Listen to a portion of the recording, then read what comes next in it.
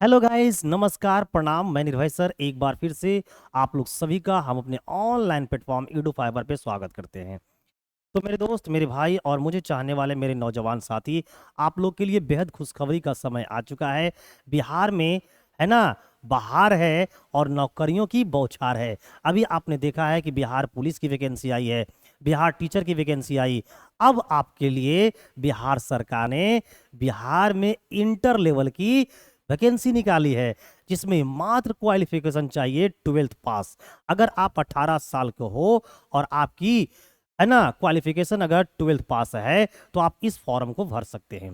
तो आज मैं लेकर आया हूं आप लोगों के लिए कि भाई, ये जो बीएसएससी ने वैकेंसी निकाली है 12th पास लोगों के लिए, इंटरमीडिएट पास लोगों के लिए, इनका सिलेबस क्या है, इसमें हम लोग क्या पढ़ेंगे, एक एक पहलुओं पर हम ध्यान रखेंगे और एक एक चीज़ों को बताएंगे। और फिर आप लोग को इसी सिलेबस के अकॉर्डिंग मैं आप लोगों को परसों से तैयारी करवाना स्टार्ट करूंगा। परसों का टाइम टेबल सारा कुछ हम यूट्यूब पे आप लोग को दिखा देंगे, बता देंगे, ठीक है। तो एक भी चीज़ इधर ना उधर होने वाली है, एकदम टोटल सिस्टमेटिक ढंग से क्लास में आप लोग को लेने वाला हूं। तो चलिए, आइए सबसे पहले समझते हैं सिलेबस क्या है, कैसे इसको हम लोग तैयारी करेंगे, हमारी प्लानिंग कैसे होगा और इसका एग्जाम कब होगा। अनुमानतः इसकी जो एग्जाम होगी वो मई से अप्रैल महीने के आसपास होंगे। तो अभी आपके पास 5 से 6 महीने का पर्याप्त समय है और 5 से 6 महीनों में हम लोग बिहार एसएससी की जो इंटरमीडिएट लेवल की वैकेंसी आई है इसको पूरी रूप से बर्बाद कर देंगे। तो आइए मेरे दोस्तों, सबसे पहले समझते हैं इसका सिलेबस क्या है। देखिए, मैंने आप लोग के लिए लेकर आया है, बिहार में क्या है, बिहार में बहार है और नौकरियों की क्या है, बौछार है कि नहीं, बताओ। आप लोग सभी को पता है। देखो, बिहार दरोगा की वैकेंसी आने वाली है ना, बिहार एसएससी की वैकेंसी आ चुकी है ना, टीचर की वैकेंसी आ चुकी है, बिहार पुलिस की वैकेंसी आ चुकी है। ना जाने अभी क्या क्या की वैकेंसी आने वाली है, इसलिए एकदम मिशन मोड में लगे रहो। लेकिन हाँ, सिलेबस के साथ लगे रहना, ऐसे फायदा नहीं है। तो आइए समझते हैं, है ना, जाने संपूर्ण सिलेबस, है ना, संपूर्ण सिलेबस की जानकारी मैं आपको देने वाला हूं। देखिए, आइए सबसे पहले परीक्षा का प्रारूप को समझते हैं कि परीक्षा का प्रारूप क्या है।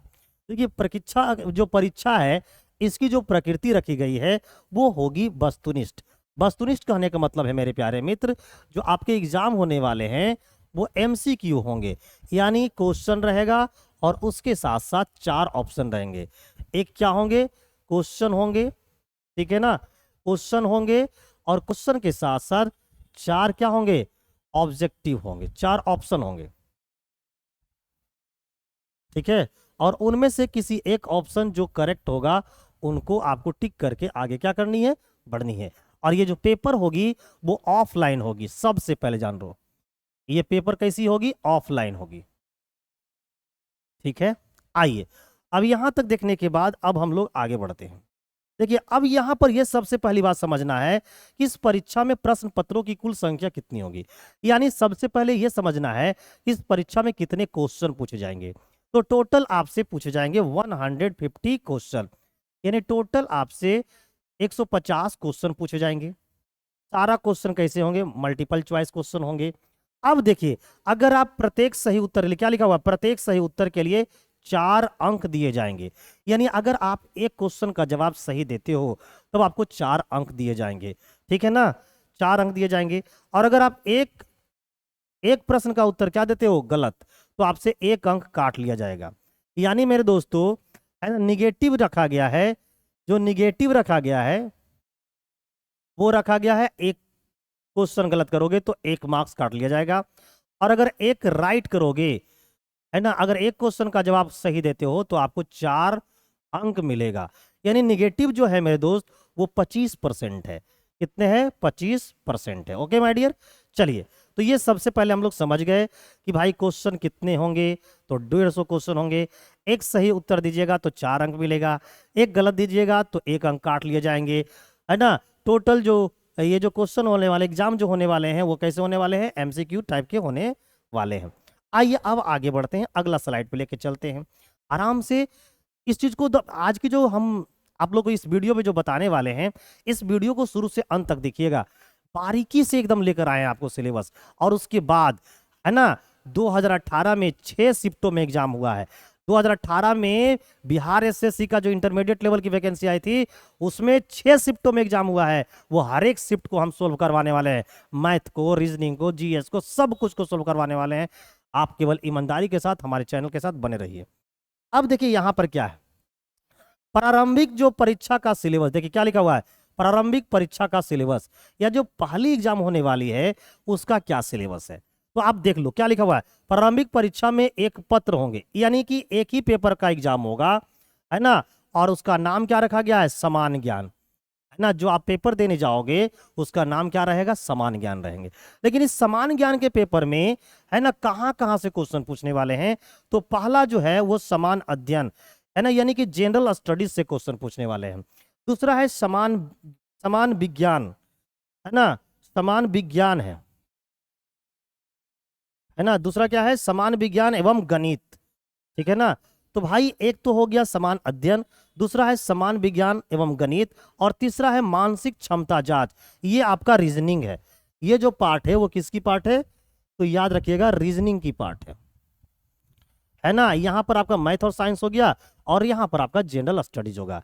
यानी टोटल आपसे 4 सेक्शन से क्वेश्चन पूछने वाले हैं। जनरल स्टडीज से, समान अध्ययन से, जनरल साइंस से पूछने वाले हैं, मैथ से पूछने वाला है और रीजनिंग से पूछने वाला है। तो मैं आपको बताना चाहूंगा इन चारों में अगर प्रीवियस ईयर का ध्यान को देखा जाए, प्रीवियस ईयर के क्वेश्चन को देखा जाए, तो सबसे ज्यादा जो क्वेश्चन है बिहार एसएससी में मैथ और रीजनिंग से आता है। मैथ और रीजनिंग से आता है मेरे दोस्त। तो मैथ वाला सेक्शन और रीजनिंग वाला सेक्शन बहुत ईमानदारी के साथ, है ना, हम लोग को ध्यान देके पढ़ना होगा, ठीक है। नेक्स्ट आइए आगे बढ़ते हैं। अब देखिए यहां पर क्या है, सिलेबस में 2 चीजें लिखी गई है कि जो समान अध्ययन का पेपर होगा इसमें हम 2 तरीकाओं से क्वेश्चन पूछेंगे। एक तो हम बिहार से रिलेटेड क्वेश्चन पूछेंगे, है ना, बिहार से रिलेटेड, बिहार का समान ज्ञान हो गया, है ना, बिहार के करंट अफेयर्स हो गए, ये सारी चीजें हो गई। ये हो गया बिहार का पे। ये नहीं कि एक समान अध्ययन में 2 तरह से क्वेश्चन पूछेंगे, एक तो बिहार से पूछेगा, दूसरा भारत और इसके पड़ोसी देशों के रिलेटेड क्वेश्चन पूछे जाएंगे। अब यहां पर हम लोग को यह देखना है कि भारत और उनके पड़ोसी देशों में क्या क्या पढ़ना है और बिहार से रिलेटेड क्या क्वेश्चन पूछने जाएंगे। आइए जरा सा समझते हैं। देखिए अगला चीज यहां पर देखिए क्या लिखा हुआ है, सबसे पहले समसामयिकी विषय, ये इसको बोलते हैं करंट अफेयर्स। इसी को हम लोग क्या बोलते हैं मेरे दोस्त, करंट अफेयर्स, करंट अफेयर्स। अब करंट अफेयर्स में देखो क्या कहां से क्वेश्चन पूछा जाएगा, वैज्ञानिक प्रगति, राष्ट्रीय अंतर्राष्ट्रीय पुरस्कार, भारतीय भाषाएं लैंग्वेज से, पुस्तक, लिपि, राजधानी, मुद्रा, खेल खिलाड़ी, महत्वपूर्ण घटनाएं, यहां से आपके टॉपिक से क्वेश्चन पूछे जाएंगे। यानी आपको याद रखना है करंट अफेयर के क्वेश्चन पूछे जाएंगे। दूसरा, भारत और उसके पड़ोसी देश में कहां कहां से क्वेश्चन पूछेगा, आइए आपको बताते हैं। सबसे पहले पड़ोसी देशों का इतिहास, यानी जितने भी आपके नेबर कंट्री है, जैसे में पाकिस्तान हो गया, मालदीव हो गया, है ना, जो म्यांमार हो गया, है ना, आपको नेपाल हो गया, भूटान हो गया, चाइना हो गया, बांग्लादेश हो गया, श्रीलंका हो गया, इन सबों का इतिहास के बारे में। उसके बाद हम लोग को भारत के इतिहास से क्वेश्चन आएंगे, भारत के कल्चर से क्वेश्चन आएंगे, भूगोल से क्वेश्चन आएगा, आर्थिक परिदृश्य से क्वेश्चन आएंगे, स्वतंत्रता आंदोलन से क्वेश्चन पूछे जाएंगे, भारतीय कृषि तथा प्राकृतिक संसाधनों की प्रमुख विशेषताएं से क्वेश्चन पूछा जाएगा, भारत का संविधान एवं राज्य व्यवस्था से, यानी कि पॉलिटी एंड कॉन्स्टिट्यूशन दोनों से क्वेश्चन पूछा जाएगा, देश की राजनीतिक प्रणाली से क्वेश्चन पूछा जाएगा कि भारत में किस प्रकार की पॉलिटिक्स चल रही है, पंचायती राज से क्वेश्चन पूछा जाएगा, सामुदायिक विकास से क्वेश्चन पूछा जाएगा, पंचवर्षीय योजना से क्वेश्चन पूछा जाएगा, और राष्ट्रीय आंदोलन में बिहार का योगदान। ये देखो ये जो है ना वो सबसे मोस्ट इंपॉर्टेंट पार्ट है। यहां से क्वेश्चन हर एक एग्जाम में बिहार एसएससी का आता है, बिहार का कोई भी एग्जाम हो ये पोर्शन से जरूर क्वेश्चन आता है। तो आपने देख लिया कि भारत और उनके पड़ोसी देश से क्या क्या क्वेश्चन आने वाले हैं। आइए अब आगे देखते हैं हम लोग आपको और क्या क्या चीज से क्वेश्चन आने वाले हैं। देखिए दूसरा है कि समान ज्ञान एवं गणित, समान ज्ञान लिखा गया। हमारे टाइपराइटर जो है ना वो अजीब इंसान है, देखो ज्ञान को विज्ञान यहां पर होगा, क्या होगा मेरे दोस्त, विज्ञान। समान विज्ञान एवं गणित में कहां से क्वेश्चन आएंगे? तो भाई सब एकदम क्लियर कर दिया है, बीएसएससी ने अपने नोटिफिकेशन में ये क्लियर कर दिया गया है कि हम जो पूछेंगे इसमें जो समानता होंगे वो मैट्रिक स्तर के प्रश्न पूछे जाएंगे। यानी कि जो समान विज्ञान है और जो गणित है इसमें मैट्रिक स्तर का क्वेश्चन पूछा जाएगा। दूसरी ओर ये देखिए, इसमें दो चीजें हैं, एक समान विज्ञान है और दूसरा क्या है? गणित है। अब आइए हम लोग देखते हैं कि समान विज्ञान में कहां कहां से क्वेश्चन पूछा जाएगा और गणित में कहां से क्वेश्चन पूछे जाएंगे। देखिए, ये देखिए पार्ट, देखिए इस पहला जो पार्ट है इसमें हम लोग लेके आए हैं समान विज्ञान का। समान विज्ञान में आपको भौतिक शास्त्र यानी कि फिजिक्स से क्वेश्चन पूछे जाएंगे, रसायन शास्त्र यानी कि आपको केमिस्ट्री से क्वेश्चन पूछा जाएगा, एंड जीव विज्ञान से क्वेश्चन पूछे जाएंगे, साथ ही साथ भूगोल से क्वेश्चन पूछा जाएगा। भूगोल को भी इंक्लूड कर रखा है किसमें? समान विज्ञान में भी। ठीक है, अब हम लोग को समझना है कि गणित में कहां से क्वेश्चन आएंगे।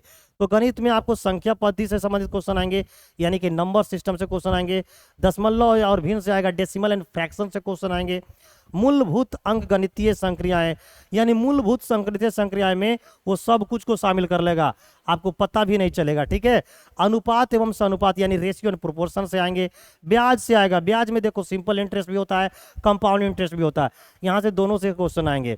साथ ही साथ पूर्ण संख्याओं पर अभिकलन, पूर्ण संख्या के बारे में पूछेंगे, संख्याओं के बीच का परस्पर संबंध पूछा जाएगा, प्रतिशत पूछा जाएगा, औसत पूछा जाएगा, लाभ हानि पूछा जाएगा।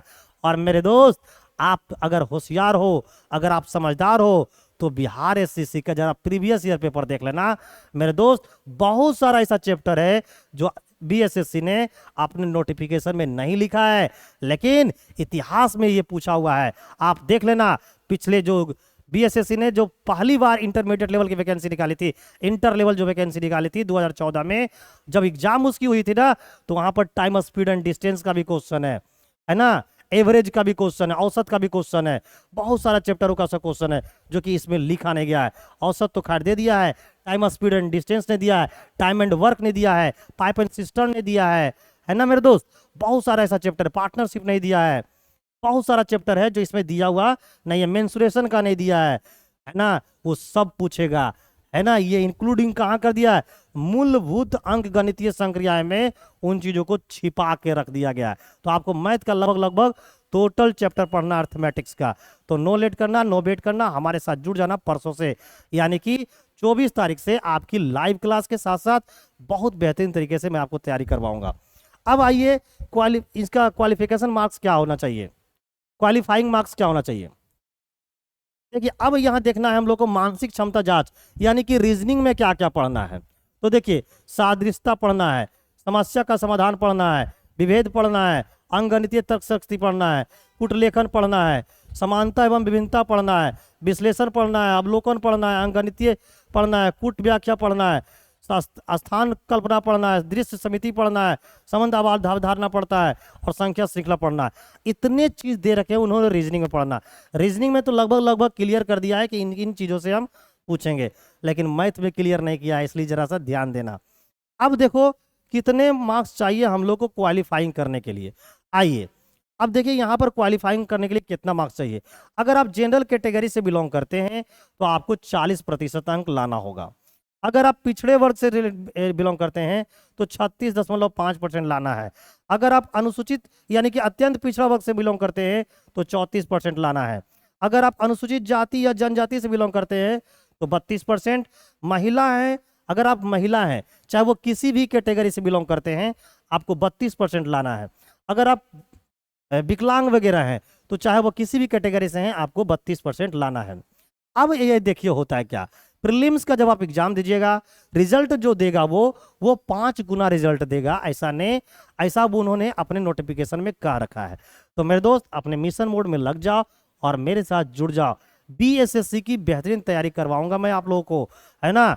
मैं अभी पूरे बेहतरीन एनर्जी के साथ आऊंगा और बीएसएससी की बेहतरीन तैयारी आप लोगों को करवाऊंगा, है ना।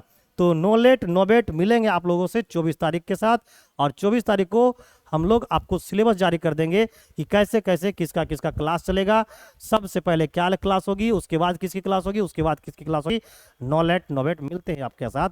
Thank you, bye bye.